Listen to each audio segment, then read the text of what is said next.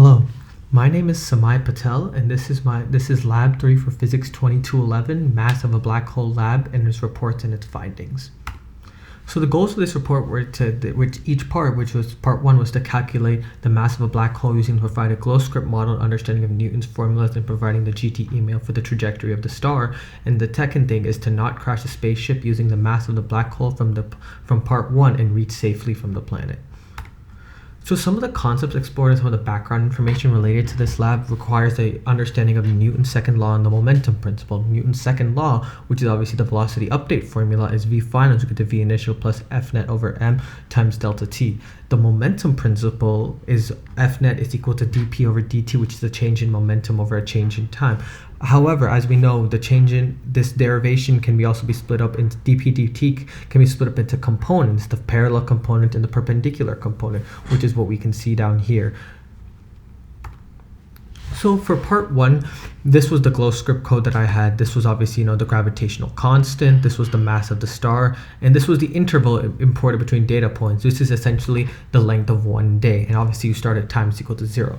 See, for P initial, which is the initial momentum, obviously the star mass times velocity, and then same thing for the final, star mass times the velocity. So then delta V is always equal to V final minus V initial, delta P is equal to P final minus P initial, and dp dt is change, like we talked about before, change in momentum over change in time, and F net is equal to dp dt. Along with that, now the second part of that was to split it into parallel and perpendicular components. So P hat was equal to obviously the unit vector, the P initial over the magnitude of P initial, and then obviously for the for the parallel component we do the magnitude of the final minus P initial over delta t, and obviously to find the parallel component we multiply it times P hat. Now that gives us the parallel component. For the perpendicular component we have to do the overall minus the parallel component, so F net perpendicular is equal to dp dt perpendicular.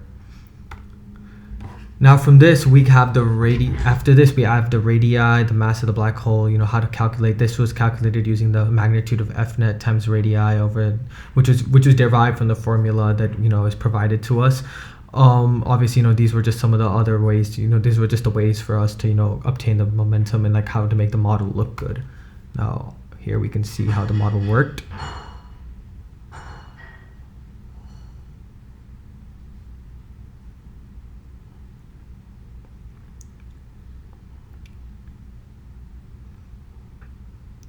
And there we go. That's how it was. Now that was part 1. Now we go to part 2. Part 2 is obviously seeing the velocity that we needed to escape from. So from 1, we found the black hole mass, which we could see that was calculated in part 1. These were some of the other constants. And then obviously these were some of like how to calculate speed and velocity. And these were the experimental points that I used, -5 e to the 7th and 7 times e to the 6th. This was how I created the ship's velocity.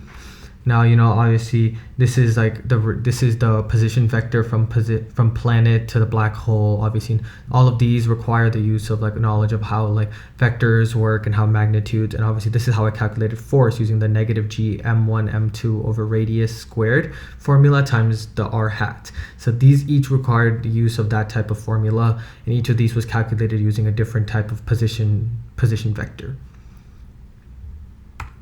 So this was how it looked, and then this is how the ship escaped from the black hole, and then this was just the continuous, this was the model for this example.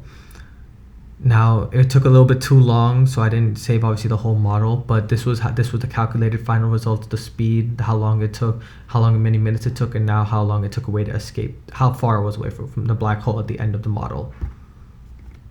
So what does it mean? So how are the net force and its parallel and perpendicular components different from the rate of change of momentum and its parallel and perpendicular components? So the parallel and perpendicular components of the net force and the change of momentum are exactly the same, but it is harder to calculate the F net in this case because we do not have the mass of the black hole, which is what we spent all of part 1 trying to do. The rate of momentum can be calculated because we have the mass and velocity of the star given to us. Now, and what if instead of we wanted to see enter an orbit around the black hole, what kind of velocity would we need? So not to crash right into the planet or the black hole, we would need a constant velocity that moves at an angle, like an angular velocity. We would need also some force that would match the force of gravity and would essentially cancel it out and make F net zero. This is the only way that we would have constant velocity. Thank you for listening.